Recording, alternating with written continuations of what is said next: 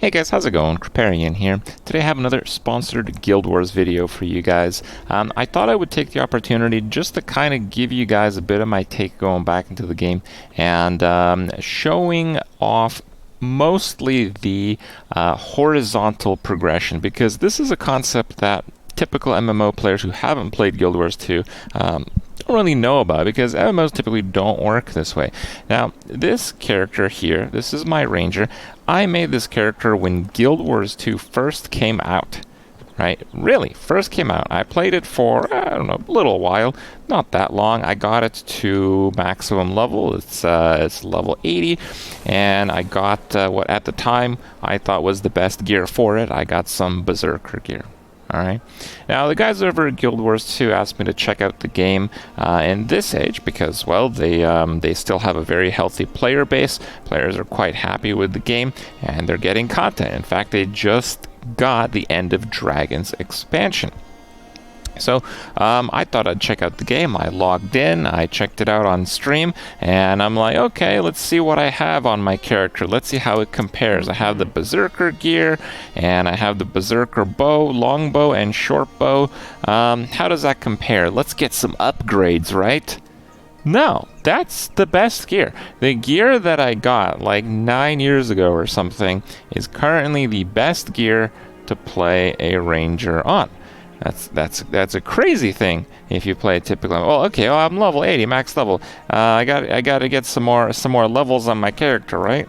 No, it's pretty easy to get into Guild Wars 2. It is not like a hardcore grind fest like other MMOs seem to have, but they do have content when there is content. It is exploratory content. It is horizontal progression.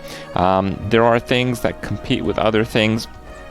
I'll show you guys a few examples of that. So in this new batch of content with the End of Dragons, you can go through and experience a bunch of the quest lines. You can get some mounts, some flying mounts. Actually, the single coolest thing that I have seen so far in this place. This is the entry level. This is the Xing J Island, but it's a massive zone. There's so much to do. I've been told the main storyline does take quite a bit of time to do here, but again, you do it if you want to. You do it to explore the world that they've created, explore the content.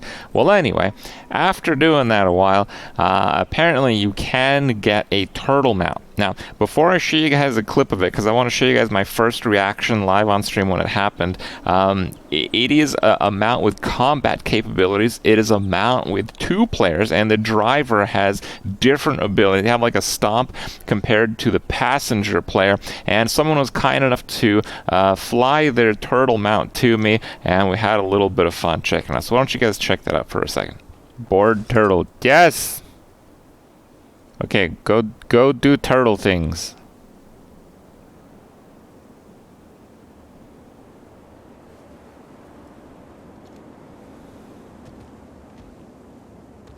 Oh, I got caps on. Hold on. Do turtle things, please. Is that like a jump, or is that like a flying thing? Click 1. Oh, I have...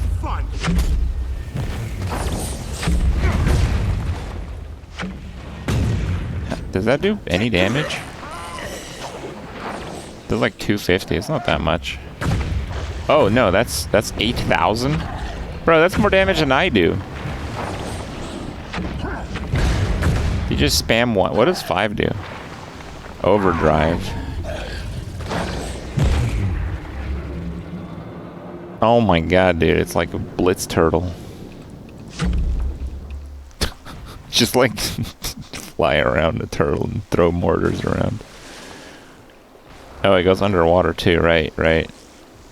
How cool is that? So this is the kind of content that they seem to be pushing out in their expansions. It is not something that like affects PvP or something like that. It is something you can aspire to if you want. It's something that's really just cool content.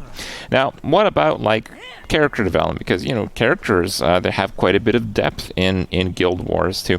So The pets are different. I've been told that there are new pets as content rolls out. I haven't gotten any. I still have my original juvenile red moa, my trusty bird, but perhaps in the future we'll do a little bit of that.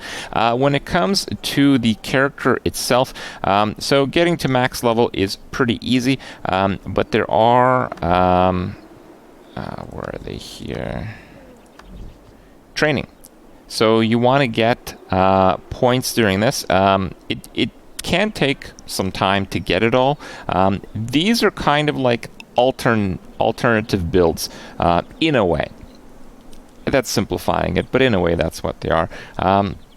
So right now I'm trying to get a few more points, and I am getting these points by just doing the main storyline in the new expansion zone. For example, I'm trying to level up my Soul Beast. Actually, Soul Beast is not a new subspec. Untamed, I believe, is the new subspec, but I hadn't tried Soul Beast, and chat said Soul Beast is one of the coolest sub builds for a ranger, so I really should try it, and I'll show you guys that in a moment. So this is basically how it works. So right now I have active just a ranger build. So these over here, these skills on the bottom left, these are like the skills that you get when you equip a weapon. They're basically the weapons skills, and these are kind of like your build skills.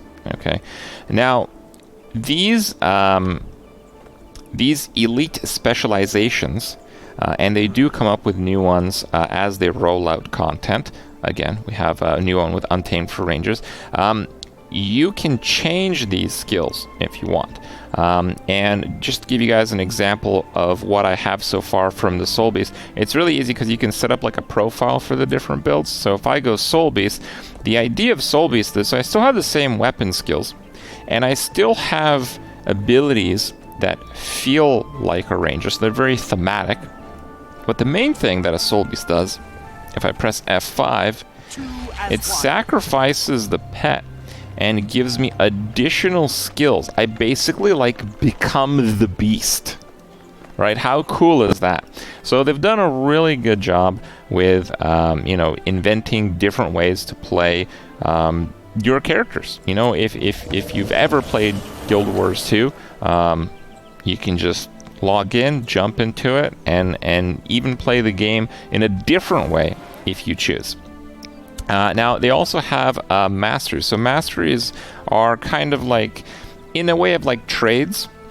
So they have a section here for End of Dragons. I'm just getting through the new content, guys, so I haven't experienced it firsthand as much as a lot of other people have. But fishing, I highlighted fishing in the Guild Wars 2 video I did a couple of weeks ago. It is a pretty fun and relaxing thing to do. You can also pilot a boat in this expansion. You can access Jade bots, so there's a lot of different Jade mechanisms throughout the towns and throughout the areas, and it seems pretty wild, but I haven't done it. Ultimately, you get the turtle mount. That's the real end game. Well, I guess depends on who you ask, but that's the idea anyway. And you basically get points for these as you do it, as you go through the content, as you go through the story, and overall, you can get into Guild Wars once again. You can play your old characters if you have them, and you can easily make new ones. And if you want to go die-hard PvP mode, you can do that because none of this stuff really affects it. But if you do want to explore the game, build a cool character, and just see how Guild Wars is different than other MMOs, you can just explore the world and take it on your own pace and just see what the content has to offer. So that's it for now. Hope you guys enjoyed it, and we'll see you next time.